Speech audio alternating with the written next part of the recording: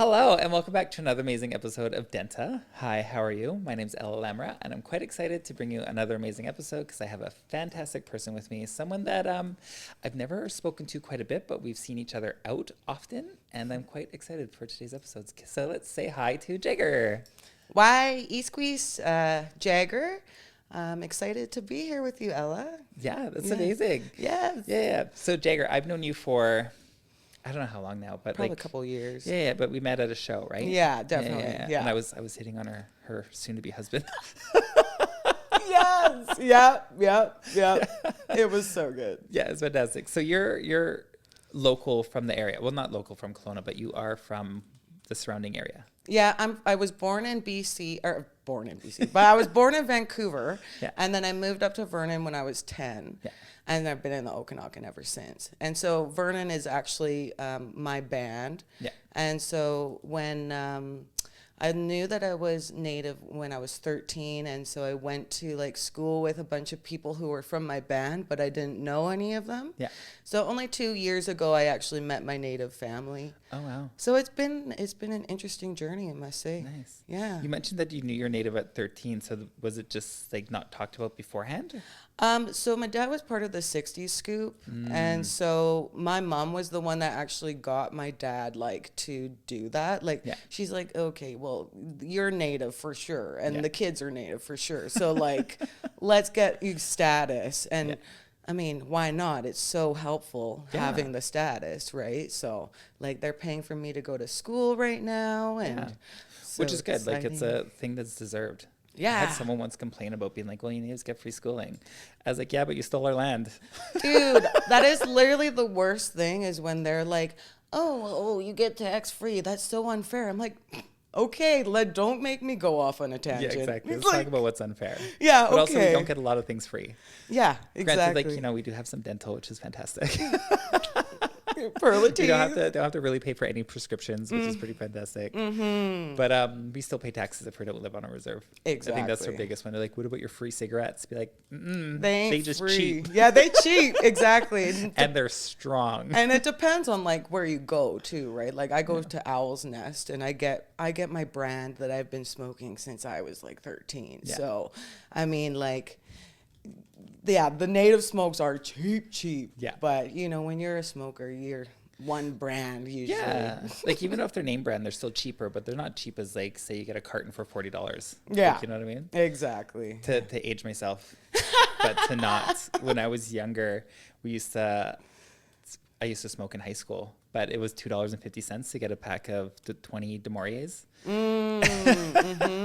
So me and my smoker friends, we'd scrounge together $2.50 so we can get a pack of cigarettes. Oh man. Okay. I wish it was that cheap. No, it's not that cheap anymore. It's like $10.50 or something, $15 or something now. I think it was like $7 when I was younger. Yeah. Yeah. Like when I started smoking and stuff. So yeah, now it's like almost $20 a pack. Yeah, literally, But it's still expensive. it is. But ew, gross. Yeah. Like It's still like $2.50. I remember once I gave my friend $1.25 to get a pack of cigarettes. No, $1.50, because she had $1, so we went to go get this. And I got so angry because do you ever sell cigarettes by one when you're in high school? And it was like 50 cents or 25 cents a cigarette.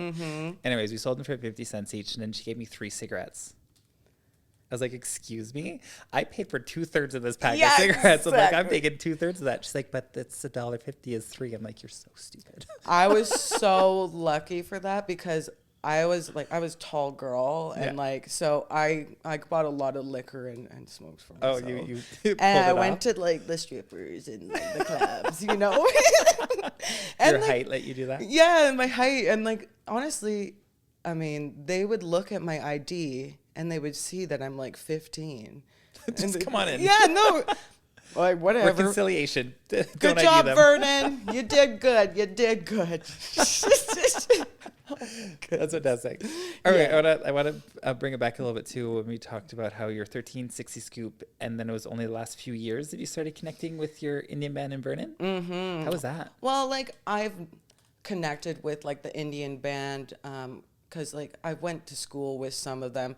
Which also, of course, I was like, did I fuck my cousin? Like, which is something to worry about when it's a small Indigenous community. It's a legit reason, yes. No, so my mom got me 23andMe for Christmas or something a couple of years ago.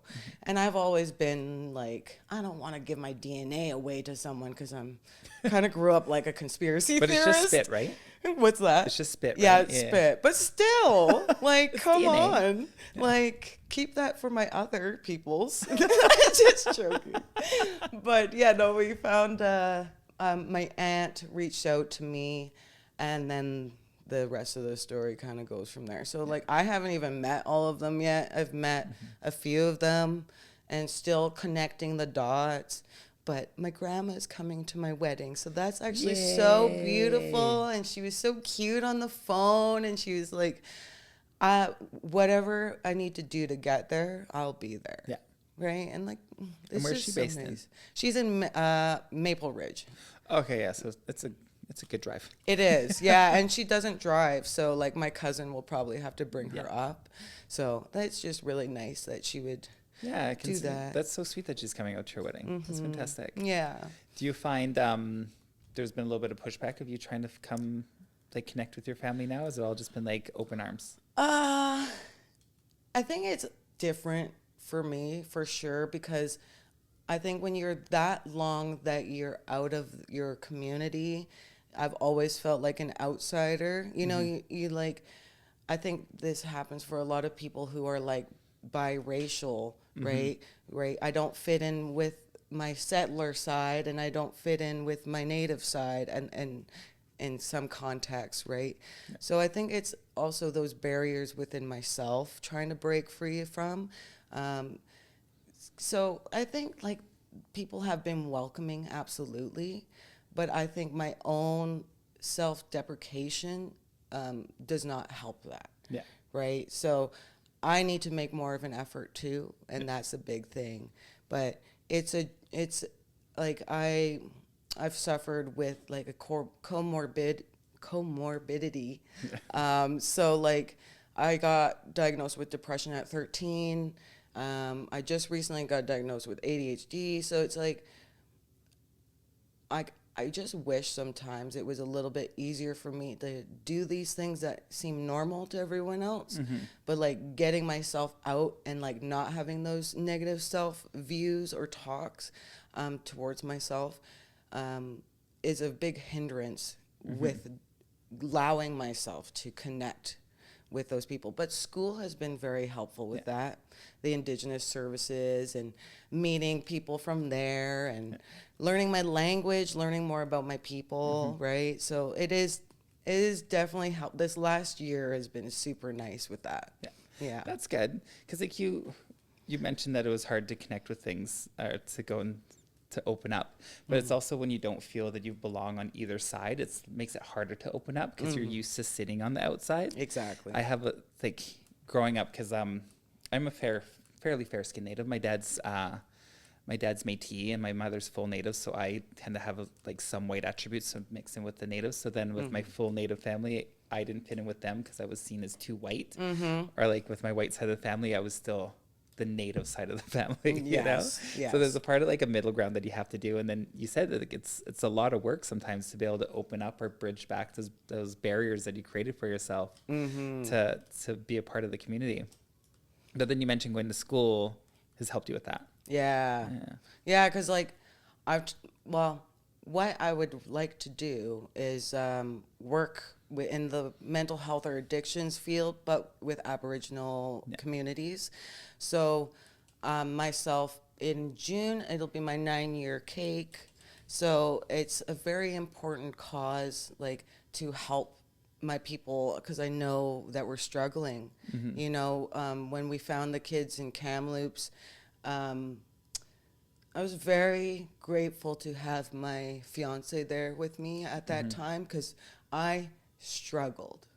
I struggled so much. And I started to like project it onto him. And like I was starting to like hate like settlers or you know, the colonial aspects of white man, right? And so like I started to put that on him. And I remember like after I got out of that and I started to like kind of be myself again, and I apologized to him, and I was like, I'm so sorry that I like put all of my anger and my pain on you. And you don't deserve that, because it's not you that did that to me. And it's just like this whole, you know, I think about this time that I was at an AA meeting in like in Vancouver, which was like a native one, and I'll never forget this, because the man's story was just so beautiful. And he talked about how he always hated white men. And then he had this white man show up to the AA, and he was talking about how he just lost his son. And so after he had spoken, everyone was coming up, and they were like, oh, my condolences. And so the guy that was giving the speech, the native man, he was like, well, of course I was going to go up, because I'm not, you know, heartless, and I'm going to give my condolences to that man. That man fell into his arms, breaking down. And that's when he realized, like, we're all the same. We're all human. We all feel pain, you know. So it's just one of those things I try to remember, is when that, like, that feeling of hate, or like, you know, it's not even, hate is not the right word, but you know, just that, I don't know, that pain, right? So, and like sometimes it comes on very strongly. Like you talked about the 215 kids that they found. That was, I think every Native person felt it at such a deep personal level, because for years we've been saying that murders happened in residential schools and no one listened. They're like, oh, it wasn't as bad as it was. And then for them to actually find the 215 unmarked graves, it took something so traumatic and so in your face for people to finally believe the words that we had. So it brought up a lot of anger with people. And I can see that you would do that, have that anger. We did a show shortly after that to raise money for the Indian Residential School Survivor Society, IRSSS. And I'm not a big emotional person. I lock up my emotions, just like, you know, the proper boy that I was. You know, put a little key, locked up and set it away. And then we did this show, and we pulled it together in, I think, like 3 weeks or so. It was like less than a month. And the amount of people that showed up for it during COVID, we streamed it. And then I was doing my number, and then I just got so emotional, and then I cried, and I walked off stage. It was a moment, but then afterwards I felt shame, and I was like, no. I was like, it's like, Ella, don't feel shame. Like, you expressed an emotion. There was a moment, you felt it. Vulnerability, yeah. And I'm not used to experiencing that. So that 215 elicited some emotion from so many people, and then you had that, but then you learned how to navigate it to not put it on your fiance, which I'm sure he's grateful for. Yes, absolutely. I don't know him. I don't know how he pisses you off, but I have met him at shows, and he seems like a nice guy. He's a very awesome guy. After many toxic relationships, this one like worked, and I was like, we both like looked at each other like, is this like a not toxic relationship? Like, we're not used to this. Like, what? I'm excited to come home. Yeah, exactly. Like, well, and just like staying calm in like those moments where I can be a hothead, like, you know, like I can get fiery. Yeah. So having a level-headed man is very helpful. Yeah, just to calm you down a bit. Exactly. Yeah. Is he very calm in all situations though, even when you're riled up? No, not necessarily. I mean, we're all human. Like, it's funny because I'm really good in emergency situations. So like, he actually loves this. Like, we got stuck out in the bush, and he just like, if this was my ex, she'd be freaking out at me and being like, it's all your fault. Oh my God, you're so stupid. And I'm just like, it's okay, babe. Like, I'm going to push the car. You just like steer it. I'll shovel as much as I can. Yeah. Like, you know, that's fantastic. Yeah. My ex-husband, speaking about him, he was also not good in, well, I'm really good in the emergency situation. He isn't. He breaks down. Like, our cat got sick once, and then he was like, froze. I was like, just hold, because the cats, we didn't know that cats were allergic to lilies. Oh. So my favorite flower is lily. The cat ate a lily. Oh, no. So then the cat started like convulsing, and he was like freaking out. I'm like, he's probably scared. Hold the cat. I'll call the vet. but like he just freaked out, which is understandable. But he's a very calm human being. And then when I would get angry, he would hit me with logic, and I'd be like, just yell. Oh my God, I can see that. I would probably be frustrated with that too. Be like, can you not like be so nice right now? I'm just trying to be angry. Like, literally, right? Come on. Stop being logical. Yeah.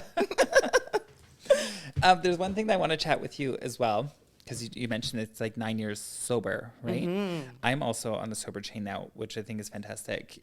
Do you feel comfortable talking about that? Absolutely. Yeah. Yes, let's break all the stigmas. Yeah, literally. I talk about drugs all the time on my show, and then there's some people yell at me or get like, don't talk about it. And I was like, no.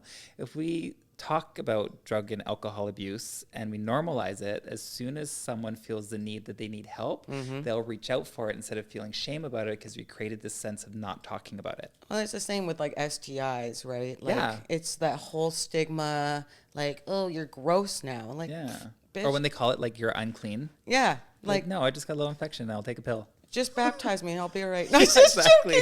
Just holy water on you. No, we're saved now. Yeah, exactly. Oh my God. Yeah, no. Sterling is a recovering addict as well, and he's got around the same clean time as me. And, you know, like, so sobriety is a little bit different now. And I saw this post actually about, they were trying to do like more Indigenous sobriety, which was talking about you don't need to completely get everything out. Yeah. Like you don't need to stop every single thing that you're doing, but it's doing it in moderation and with purpose. Because I actually started microdosing mushrooms for my depression. Yeah. So I've been doing it for maybe a couple of weeks now, and I've been seeing some difference, which is great.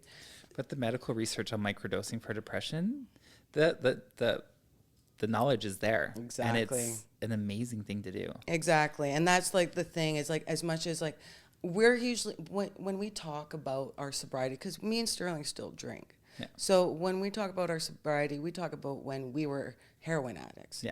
Or he was more so an upper. Yeah. But we both shot heroin, you know, we both relied on our drugs for the longest time, you know, and so I think it's such a big thing because I wasn't, you know, I never made it to the streets, but I could have been there if I kept going. Yeah. And like addiction isn't just people that, you know, have lost everything. Yeah. You know, and like that's this whole like, it's almost like Hollywood glamorized imagery of like what addicts are. Yeah. When in reality they're your mom, they're your sister. Yeah. Right? Like they're regular people on a day-to-day life, and it can affect anyone, or like prescription pills or whatever, right? So yeah. Well, so when they think about addiction as well, or even just drinking, we were using that as an example. They've done a study, and per capita, more white people are alcoholics than Indigenous people. The only difference is that ours is more visual because we don't have a place to do it, so everyone can see it. Whereas like most white people, since they have more privileges, they have houses, they can do it behind closed doors. That makes honestly so much more sense, because like that's like a huge thing for Sterling. Like we've cut down on drinking so much because we just notice how much it wrecks our mental health, right? And so it's this whole, like, he works in construction, and it's like, I think for men as well, I mean, of course, it's just, it's thrown in your face all the time. Drinking is cool. Drinking is the fun thing. Or people are like, oh, why aren't you drinking with me? Yeah. I know that's shifting, which is great. Yeah. But like, you know, like having the after work beers and stuff are like so super normalized. Common. Yeah, exactly. Yeah. So he has to break all of that like patterns and everything. And that's the thing, is we are addicts. And you know, we have to acknowledge that if we are doing these things out of trying to get a certain feeling, that is an addiction. Yeah. Right. Or if you're trying to mask something. Exactly. Right? Or if you need to have that after work beer, like you said. Exactly. Or if you want to celebrate with a drink after anything good happens. Yeah. These are little things that are letting you know that maybe we should take a little bit of a break. Exactly. And that's the thing. I think it's hard for his brain to be like, he goes back and forth like, oh no, well, I deserve it. And like, it's just a weird, it's just weird how it's so ingrained into us, right? So it's true. It's so normalized. Yeah. What we need normalized is talking about it. Exactly. And like, I'm a huge, like, I literally just put a post up on my Facebook the other day because I was just like, the wedding planning is stressful and it's a lot of work. It is. It's a lot of work. And I'm in school right now full time. And so,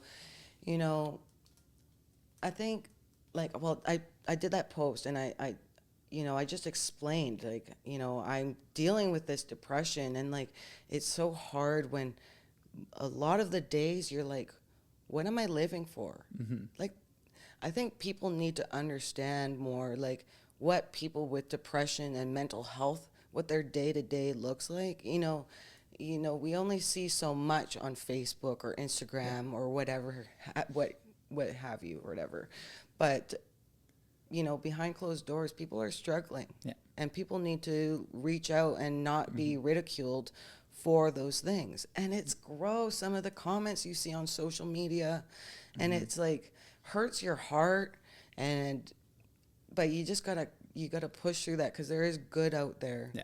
Right? Sometimes hard to see, though. It is super hard to see. And if you're a sensitive bitch like me, it's so not easy. Just I'm like, pitchfork. Yeah. It's like, it's true though when you talk about depression and things like that, because a lot of people experience it, but also a lot of people also only know it from what they see on TV, right? Or like, what was it? They used an example of Robin Williams was severely depressed, but he was always out in public, happy, telling jokes, smiling things because he masked it quite well. Yeah. Like, we don't know what people are experiencing, so we got to be a little bit more conscientious and make room for people's experiences. Yeah, and like that's something I like heard about a lot about comedians is that funny people use comedy to cover up their pain. Why are you looking at me when you say that? Don't call me out. It's honestly the same for me. I'm all about the comedy. Like, no, it's definitely a masking self-defense mechanism for sure. But we all need to laugh. We do. And maybe we understand it best. Yes. But I also say that's because people always say the natives are quite funny or they have a lot of humor with it. And I was like, well, if we're talking about traumedy, where we have like comedy and we infuse our trauma with it, we have to laugh. Right, because like we've been through so much. Like you mentioned the 215, how it really hit you and triggered you. If we didn't have laughter in our lives, I natives would probably be worse off than they are right now. It's like we need to have a good sense of humor because we need to laugh as a community so that we can grow together and get out of these little stumps. My life isn't that terrible. But seriously, that was definitely like a common theme in like my Indigenous classes in school this semester. My professor was just like, we like to laugh. We like to joke and we like to have a good time. But there is also times for that respect. And I think a lot of respect has like kind of, I don't know, respect is different nowadays. It doesn't seem like it's the same as it used to be. I don't know.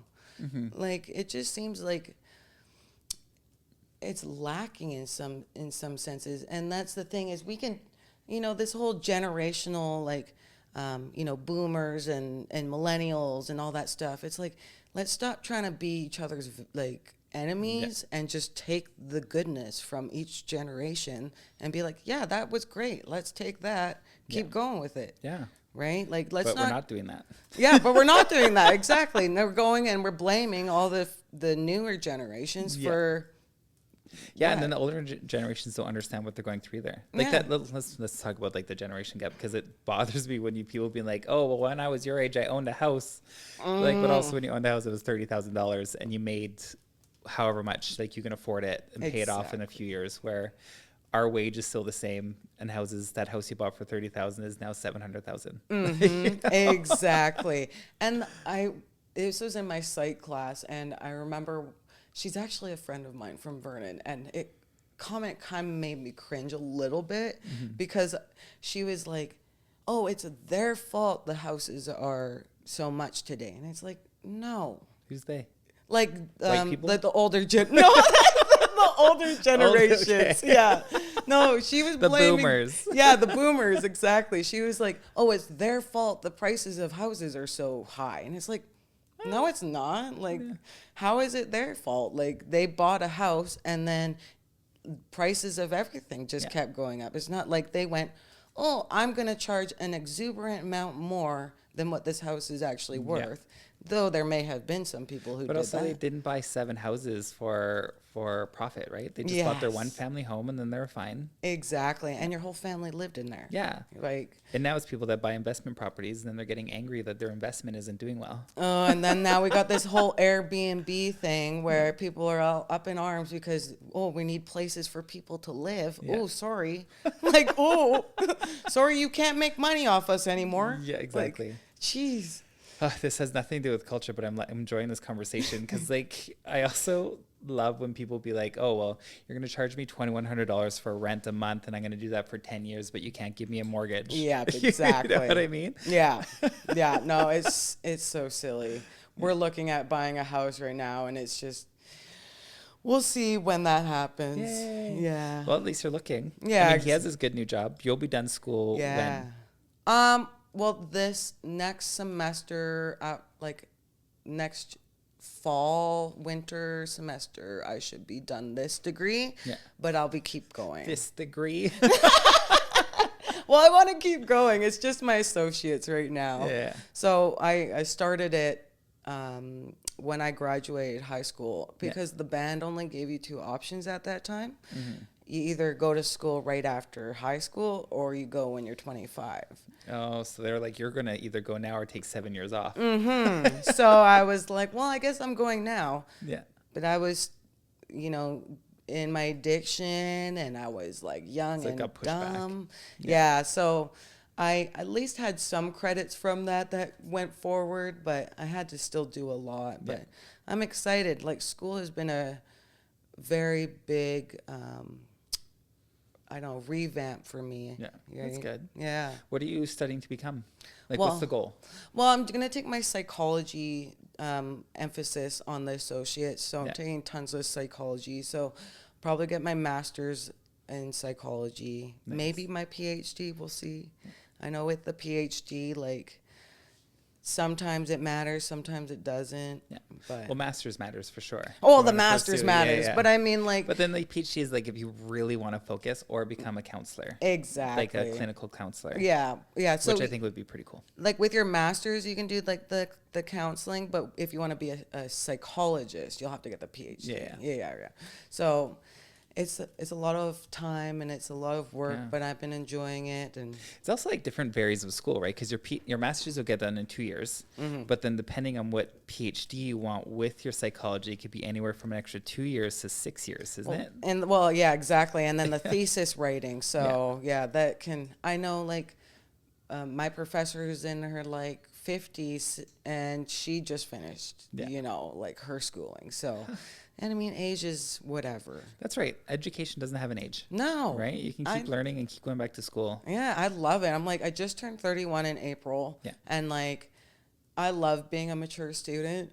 Sometimes I get a little like look at the younger ones and I go, to be so young and dumb again. Yeah, exactly. Like, oh my God. I went back to school at 25 or 24. And I wasn't too much older than them, but there was a part of me being like, God, these kids are stupid. I know, and you can't help it. And now I'm like, okay, now I see what you mean, boomers. Like, yeah, exactly, right?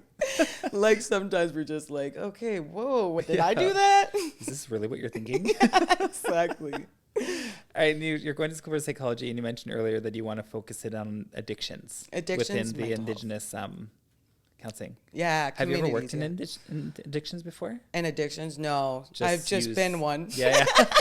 And then use the resources out there kind of thing, right? Exactly, yeah. And I know like the resources in Canada are lacking and take way too long to get into. And There needs to be more. But when you're in your psych level and your PhD, you're at a level where the government will take you seriously, and then you can create change. I know, and they might, I was just looking at that loan forgiveness program too, and there's like a school psychologist, and like if you go to like underserved communities, they'll do it all. You have to do it for 2 years, right? Or 1 year? Yeah, like a certain amount of hours. I think it was like 400 hours. Like you can do it like to a certain amount and get a percentage, or you can do it to another amount and get like full. Yeah. So I didn't even know about that. I'm like, that's fairly new though, isn't it? It must be. Yeah. Yeah.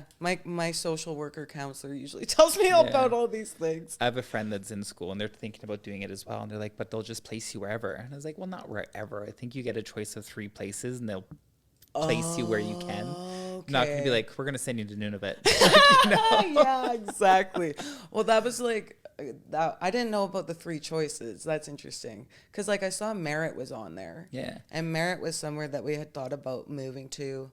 I mean, we're such homebodies and stuff, and we don't really like, I don't know. I just would love to live somewhere and not pay an exuberant amount of money to live in a dungeon. Yeah, and Merritt is it's a beautiful place. Mm-hmm. Homes aren't super expensive. Well, they're still expensive-ish, but yeah, but not like living in Kelowna. No, exactly. Right? Yeah, or Black Mountain, where you are. You just tell everyone where you're living. It's okay. Come find me. Yeah, I dare you. I got 2 big dogs, boys, and a really crazy cat. Yeah, beware. And a very kind husband. Yeah, he might not do anything, but the dogs. No, they're really nice too. Fantastic. But me. Yeah, but you. Get those brass knuckles going. Here we go. I'm just joking. I love that you wanted to stay in addictions. For one, because you have the experience of doing it. Mm-hmm. I went to school for social work, and then I went to work at the Kelowna Friendship Society. And I thought that I wanted to work in addictions because I have the experience. I also used to love cocaine. I never did heroin, but cocaine was my favorite thing to do. Kelowna. Well, it was before I moved to Kelowna. Okay, well. And then I moved to Kelowna to clean myself up. Not to realize that Kelowna is the hub where they sent drugs out. Yeah, really low. So I started doing a lot of coke here too. Yeah. I love coke. Not cock, coke. Coke. Love them both. Coke and cock together. Amazing. Best duo. Oh, it totally is. Like get fucked all night while doing a lot of cocaine. Amazing. Oh my God, yeah. But realize not good for my health. So I quit drinking because drinking was to be like, oh, let's have a few drinks. I'd be like, after a few drinks, I'd be like, it'd be great right now. Yeah. Coke. A real. Yeah, a real, exactly. Yeah. So I quit drinking to do that. And then when I was in school, I was still drinking and doing drugs at that time. And I was like, I think working in like addictions would be a good option. Oh my God, I hated it. Like I just didn't have the apathy or the empathy to stick it out. Mm-hmm. Like it was just such a struggle. Like you'd help someone for so long and then they'd go back. And then me not being a good person, I'd be like, fuck you. Yeah. Yeah, you think it's your fault. Yeah. And it's not. No, it's not at all. Be like, I did everything. Yeah. But you're going to get to a level where you're a PhD professor. Not professor. PhD. Doctorate. Yeah, there you go. Yeah. You'll be Dr. Jagger. Where you'll get people that will come in and you can just be like, all right, let's talk about your feelings. Yes. That's what I wanted. But when you're in social work working in outreach, it was just them coming in so they can get a bus pass or a sandwich. Yes. And I've talked about social work, and that's like, social work is another thing I was thinking about doing. But the education advisors at school said, get your degree in psychology. And if you want to do a social work job, they'll usually hire you on those credentials. Oh, totally. Like you just might have to do like, a couple of those smaller things that are like the addictions or Narcan or what have you, right? Get a little bit more of those educations under your belt, right? So which you can do on the job. Yeah, exactly. Getting your degree in psychology, you'd have more tools to navigate a crazy situation. Yeah, and clearly like I'm good at doing interviews because I just went for an interview to do be a gardener at the Indigenous garden at Vernon campus. Oh, I know, and I got offered the job, but I passed on it because I have a big history of not being able to hold down jobs. Yeah. So I've never had a 9 to 5 in my life. Yeah. I've always hated 9 to 5s. I've always hated the thought of people working to live. Yeah. So it just went against everything that I ever, but then, so I would do like a part-time job, and I was like a drug dealer for a bit back in the day, right? When I was young and dumb. But then I did like escorting for 9 years, yeah. Right? And that was just like, it worked for me. Like I'm on my own time.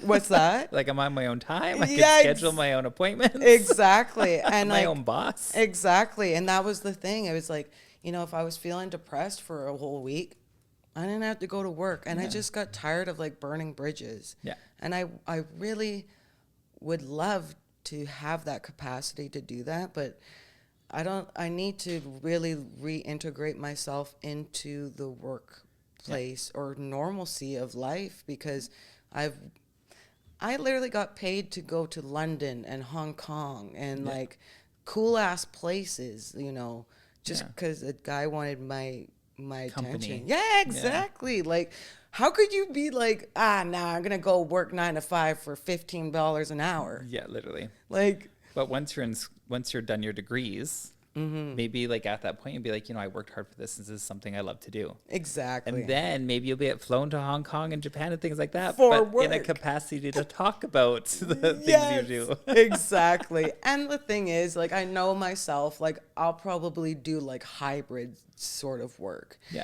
Where I'm in person some days, and then some days I'm at home working, because I also, like, it's just all the anxieties of everything. I don't know why, but I'm always like, oh my God, are the dogs going to be okay by themselves? Like at home all this time? Like, yeah, they're fine, but in my head, they're not. But they're also your babies. They're also my babies, yes. You got to watch out for the wild cat. Yes, I just spent $2,500 on her to get her teeth cleaned. Oh, wow. Yeah. It was not cheap. Damn. 7 Animal teeth dentists. removed. Oh, they got to remove just... Oh, yeah, just pop them out. She's an older cat? Well, she's like 12, yeah. So. Yes, yeah, mature cat. She old. She's not young, no. I got her when I graduated high school, so that was a minute ago for sure. Yeah, just a little bit. But she's still here. She's still kicking it. She is. Yeah. Who took care of her when you're going to jet set it off to Hong Kong? Well, I always, like, I had, like, I lived with my aunt for a bit. So I think at that time she was living with me because she had cancer, and so I was taking care of her. Because she had like a tube feeding her for a while, and so I would like have to hook up her tubey thing and all that fun stuff. And she took care of the cat? Yeah, she took the cat. She's a cat lady. She was like super stoked on it. She's like, and she didn't have a cat at the time, so she was super happy. Keep her company. I'll be back in a week. Yeah, and I swear sometimes I was like, does my cat like you better than me now? Like, Well, I mean, you're leaving her. Yeah. Screw you, Ella. No, just joking. Oh my goodness. That's wild. I love your crazy life. That's so amazing. It's a lot. I sometimes think that I have a crazy life, and then sometimes I hear other people was like, we're on the same level. All right. I wasn't jet set it off to Hong Kong to spend someone's time together. Yeah. It was more like, hey, I'll meet you in the alley behind the 7-Eleven. I was like, all right, let's do this. Well, my body ain't right for escorting so much anymore, so we all grow. Right? Yeah, exactly. I mean, there's probably someone out there that would still pay. They were, but I mean, it's also confidence. I always make joke that I'm a sex worker because well, I mean, like I did get paid once, but that was by accident. I just moved away from home. I was living in Victoria. I was going to UVic doing this one little thing, and I went on a date with a guy. And I was like, oh, fantastic. This is a great date. And then we went to like Beacon Hill, which is a cruising site, which I didn't know at the time because I was only like 17. And then I blew him. And then he gives me $60 and drops me up. And I was like, all right. Yeah. I'm not going to say no. Me being a young 17-year-old thinking that this was love, tried to contact him before. And he was like, this was just a transaction. Oh my God. That's too funny. You're like, oh, now it's clear. I know, like now it's clear. Yeah. Oh my God. Well, thanks for the $60, I guess. Literally, I was in university, so I was like, I'll take the $60. I'm like, no ramen noodles tonight. Yeah, we're going for steak. Yeah, we're getting Waste real it food. all. Yeah. Just get a little 6-pack and go back to my dorm. Sounds legit. Yeah, I was 17 and couldn't buy alcohol. So. Oh my goodness. I know, but see, all lived experiences. Yeah, exactly. So it wasn't no Hong Kong, but it's close. It was close. It was really close. It was a cruising site in Victoria up on a hill. Yeah, don't sell yourself short. Come on. That's right. He took me places. I mean, $60 for a BJ, not too bad. I know, and I think about it now. Yeah. Because I made a post on Facebook once about how I was tired of paying for my own nails. And I wrote, if anyone wants to be a contributor, I think I saw that. Yeah, I'll gladly exchange my handy J's for someone to pay for my nails. And this guy actually reached out and he was like, this is amazing. I would love to get a handy J from you. And I was like, okay, that's amazing. Here's my price. He's like, ooh, that's a little expensive. Can we negotiate? And I was like, no, I can afford my own nails. I just don't want to anymore. Yeah, so exactly. This is me doing you a favor. You came to me, sir. Yeah, if you want nice manicured nails, he's like, well, how about if we do this like consistently and stuff? And I was like, it's still this price. I was like, I am not negotiating with you. I do not miss those people. Those were the vein of my existence. It's like, buddy, I'm a whole human being that you're getting. Yeah, it's literally. not like a MacBook or something. We're Like, not putting a towel over to part of my body so that you can just have the piece that you're looking for. Yeah, exactly. I'm like, I'm a legit human. This is slavery for a moment. Just okay. Exactly. You're granted I have my own bodily autonomy, but I am doing this and you're going to pay what I suggest. Exactly. Yeah. Yeah. No, it was an exciting life. And you know what? Like, it was nice also, like, getting all of those compliments. Yeah. Not going to lie. Like, having a bunch of men tell you look hot and beautiful, you're like, oh shit, maybe I do look good. Just like a little hair flick. Yeah. Of course I do. Like, yes. The confidence is building from all these strange men. Validation. Yeah, exactly. I don't know your name or anything, but I don't need to. Tell me I'm beautiful again. Exactly. John Doe. Okay, here we go. That's amazing that you come from like that, like wildness to now 2 dogs, a cat, fiance, going to school. Mm-hmm. Like, do you think having those lived experiences are going to better you at your job? You know what I mean? Because you said you want to be in addictions. Absolutely. Because, when I went to treatment centers and stuff and I had someone who actually had been through addiction themselves, instantly I could feel it. Like, I would be like so much more comfortable. Be like, oh, you get it. Yeah. Like, maybe we didn't have the same drug, but they get it. Yeah. So like that is so important, I think, for anyone trying to heal from addictions or mental health at that, to have someone who actually understands, like, who really wants to go to a counselor where they've been like a normal brain their whole life and they like have this skookum life that never really had too much wrong with it. Yeah. Being like, oh, I understand you. Yeah. Bitch, you do not understand me. Where they have like a savior complex. They're like, I can come in here and help anyone. Yeah. No. Yeah. Especially like, I think for Indigenous people, it's just like, it's a whole different story when we're talking about Indigenous people than white people when it comes to addictions. And there's so much different traumas that are correlated to us and our intergenerational traumas that maybe we've just absorbed from family members who have been in residential schools or what have you, right? So, and sometimes you don't know that we absorb those traumas. They're just expressing themselves in a different way, so you don't have that correlation or that tie-in. Which makes it even harder to figure it out, right? Literally. Yeah, so that's been like my life. I'm like, oh, why do I, like, after the Kamloops, I'm just like, that trigger, and I was like, all of those emotions that I feel like I probably carried for years from ancestors, have just shown their ugly head. Yeah. But I mean, that's a good thing. Yeah. Pain is growth. Yeah, it's growth, and how you navigate it. Yeah. It's definitely going to help to build you. Yeah.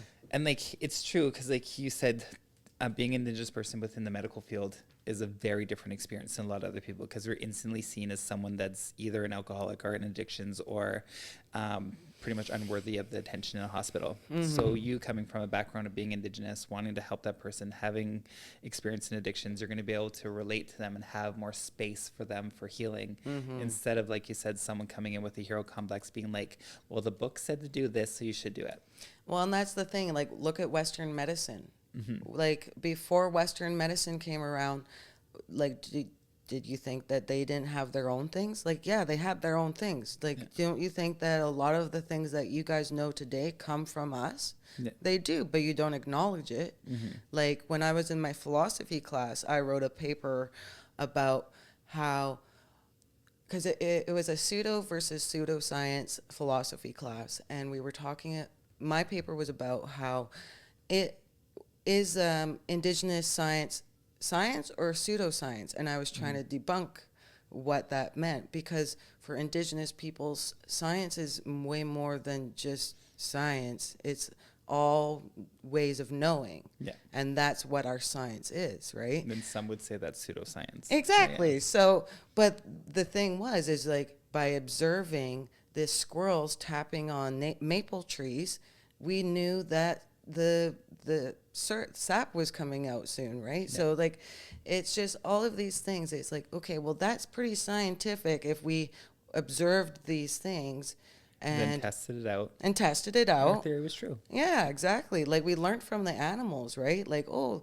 the bear's digging up speetlum. Oh, well, let's go get spetlum. Yeah. Right? Like, I got to try bitterroot for my first time, like, a couple of weeks ago. That was super exciting. Oh, nice. Have you tried it? No. Do you know what spetlum is? Yeah, it's like it's a medicinal herb, is it not? Bitterroot, yeah. So the 4 food chiefs, like, that is our creation story. OKIB, well, Sealk Nation. So that would be like down to Washington. And you know, I'm sure all about that. So it's a big area for people that don't know. It like extends to the States up to a Soyuz area. And so for the Sealk Nation, the 4 food chiefs, so we have skim heast. Every time I think about skim heast, I think of Madeline Terbasket. And love them. Right? Yeah. And their TED Talk, and she did the Okanagan song, and she was talking about a story about eagle and coyote. But anyways, I can't remember why skim heast was mentioned, but she was like, skim freaking heast. So every time I say skim heast, I have that in my head now, and I'm just like, yes, I love that. But yes, the spetlum is part of the 4 food chiefs. Skim heast is black bear. Yeah. And then we have the spetlum, which is bitterroot. And then we have intik, which is the salmon. And then Saskatoon berry. Yeah. So all of, like, the creation story is, you know, Sia was the ones that took care of everything on the ground, like above ground. Yeah. And then bitterroot took care of everything in the ground. Black bear was kind of like the powerful governance. And then we had salmon, of course, the waterways and such. And the story goes like fly. So Skim Heast laid down his life so that the others could survive and so we could feed the people. And so they tried singing songs to bring back Skim Heast, and Fly sung a song and that brought him back. And it was just a beautiful story about how even the smallest people can be powerful. Yeah. Right? So, yeah, that's amazing. I love that. Yeah. I was talking with another person on the podcast, and we were talking about like the sense of community. Mm-hmm. That's kind of like the things, like, we don't want to disregard the smallest person because they bring something to the table, because we all bring something to our way of living. Exactly. Well, it's just like people with mental health or like neurodivergence. I'm well at speaking.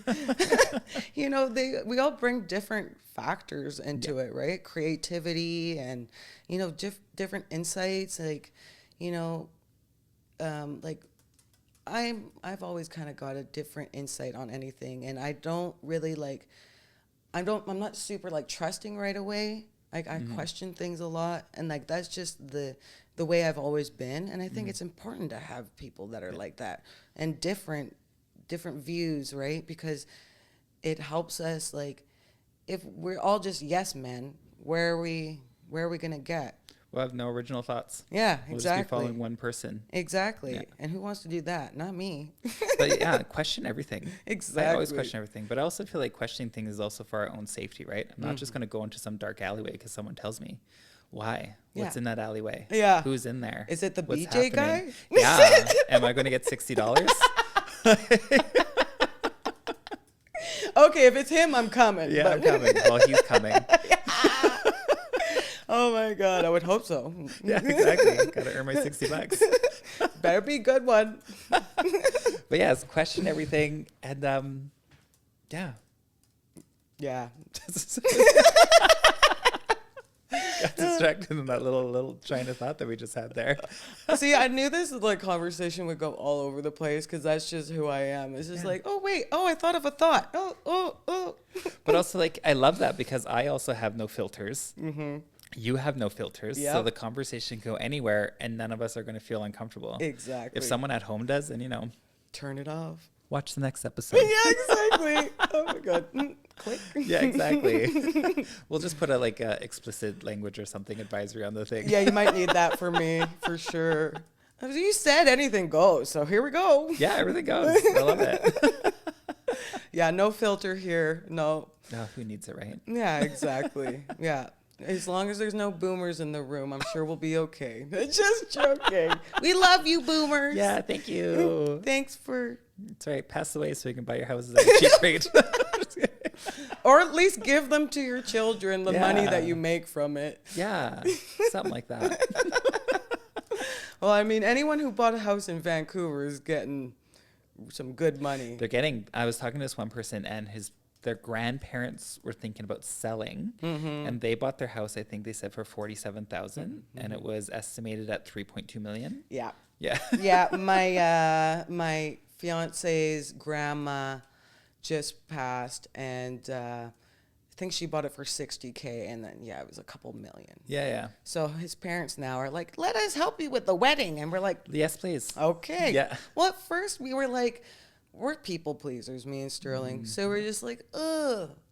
And also gifts, sometimes I feel like they have what's the word I'm looking for? Like, you owe them in a way. Like if they're if you don't say thank you or specifically what you're going to use that for, they get upset. Yeah, I just don't want to be like, oh, well, we did that for you, and then they pull it out later and be like, oh, well, think about all that we did for you, and I invited you to the wedding. Yeah. Think about what I did to you. You're welcome. Yeah, exactly. No Indian giving, please. Literally. Oh my God. I was trying not to do the Indian time too. I'm super glad I made it on time. You're on time. I was the one that was behind. Okay, perfect. Okay, so you were the one. Okay. I was the one. That's hilarious. Yeah, the professor every time, she's like, no more Indian time, guys. I'm like, there was 3 Indians in the actual class. Yeah. And it's the white people that are late. Yeah, exactly. Oh, thanks for your respect. Yeah. No, I'm a late person. I'm usually late, but Are you? I am. I try not to be here though. I don't want to disrespect you. Yeah. You come find me and be like, Can you bitch, what are you doing? You're out roaming the streets. Yeah. Exactly. I'll find her one day. It's not big city. Yeah. Oh my goodness. I wouldn't say them the same way. I also am not super good with time. So I'll give myself a half an hour buffer. Yeah, so when I tell them I'm going to be here by 4, I try to leave my house by 3:30. No, literally, I left my house at 5:30. 5:25, I was walking up to the car. Yeah. And that's why I was like, how am I almost going to be late? Frick, this traffic. Summer traffic. It's already happening, and it's only May. I know, and I took Springfield down, and then I went on to Spall because it kind of cuts the time down, right? So, but then, the traffic was just nuts, so. Yay, summer tourists. I mean, thank you for the money, I guess. Thank you, I guess. All right, well, oh my God, I just called you by your fiance's name. Don't worry. I've been calling him my brother's name for some reason. Like, I'll be like trying to talk to my girlfriend about him. And I'm like, because I just talked to my brother. I think that's why. I'm like, oh, Steven. I'm like, why no, Steven's in Edmonton. I'm the same way. Like, if I hear a name beforehand, then I'm instantly putting that name into the next conversation. Yep. And it's like so confusing. Or I'll text it, and some people are like, who the fuck are you talking about? It's like brain dyslexia, like where you're just like, you're putting, like, I just thought about this, so now it's in there. Yeah. I got to make sure when I'm texting that I stay on one train of thought, because then I'll start to text on my original thought, and then I'm thinking about something else, and my text ends on that thought. Sterling almost literally sent a text to his boss saying babe the other day. It's like, oh my God, that would have been so funny, because I caught it. Like, yes. Yeah, exactly. Oh, you do like me. Yeah. Okay. And I actually stopped him. I was like, because he was showing me something on his phone, and I saw it. I'm like, it says babe. And he's like, oops. Ooh, I meant to put buddy. Like, well, I caught it for you, babe. Yeah. I'm like, I wish I didn't tell you now. I wish you just would have sent it, because his boss wouldn't have cared. Yeah. You know how it is. The guys would have been like, oh, you were meaning to text your wife or something, weren't you? Whatever. Amazing. Well, Jagger, I had such a great conversation with you, because like you said, I've seen you for a few times at shows and we had minimal conversations, but this is like, we sat here, had a great conversation. Mm-hmm. I adore you. Mm-hmm. For one, I feel like if we ever sit down and have a conversation, we saw how wild it gets here. Can you imagine if the cameras weren't on? Oh, what shit would we talk about? My shirt would be off. Yeah, just joking. My shirt would be off too. We'd be talking about all the random dicks we've seen. Legit. Oh my God. All right. Well, I want to thank you so much for coming out. I really appreciate you being on our podcast. You want to say anything, final words to your loving new fans now? Oh, I did really good, right? Amazing. Thank you so much for being here, Jagger. Thank you, Ella. Bye, new fans.